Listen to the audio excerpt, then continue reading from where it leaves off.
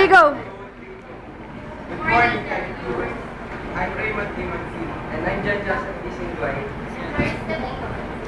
And we are the Discoveries Newscasters. And here are the top hot and spicy headline news for today.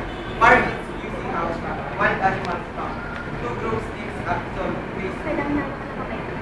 Trader Shack forward for Alaska versus Trader Shack battle. Isaac brought up for Don Mack. Jennifer Armstrong debuts the Tiger shorter haircut. And for our local news, here wild animals including 5 tigers and 8 pythons were discovered by firefighters in a house in Houston, which was killed by the fire before dawn yesterday. Dr. Teresa Mamutani, director of the Protected Areas of the Wildlife Bureau of the Department of Environment and Natural Resources, said that the animals were found caged in the premises of Robert Wash, 240 General J Street, Barangay Sicomeco. He said cause basis that the Church of illegal possession of wild animals, although it has a certificate of wildlife registration issued by DNR. However, she explained that Cox should have acquired a transfer permit since the wild animals are here in Metro Manila. Park investigator SFO Rosendo Cavilla said firefighters discovered the wild animals that included 5 tigers, 2 pythons, 4 dogs, and a number of exotic cats, birds, and python dogs, 6 of which were roasted due to the fire. 2 broke strings up to solve waste. Environmental group concerns scrap materials with valuable items as found at Ali in the Business Association with plastic products, which threw its support behind the first cause. The Philippine Plastics Industry Association said its tie-up with environmental group Invisible Systems was made in response to what it termed as innovative. So, solving the country's solid waste problem, the BPIA made a declaration during the launching of the Invisible Systems, which advocates the practical use of recyclable materials. BPI President Crispian Lau said that the partnership with the group would clearly put into practical use the recyclable materials provided or collected sincerely by the supporters of the mission.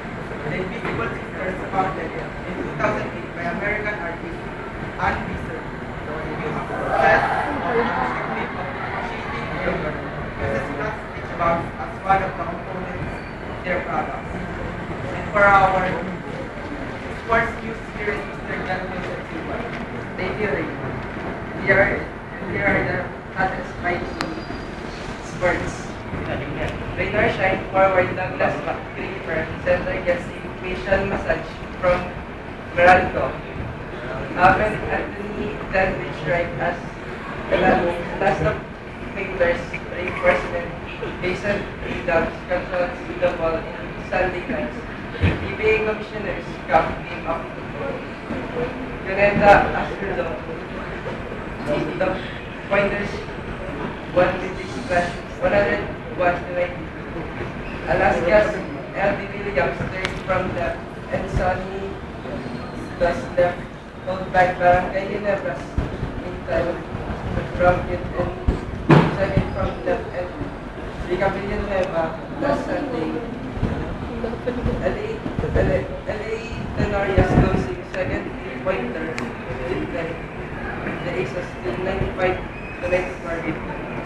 And for our entertainment, there is Miss Clarice Catipon. Thank you, David.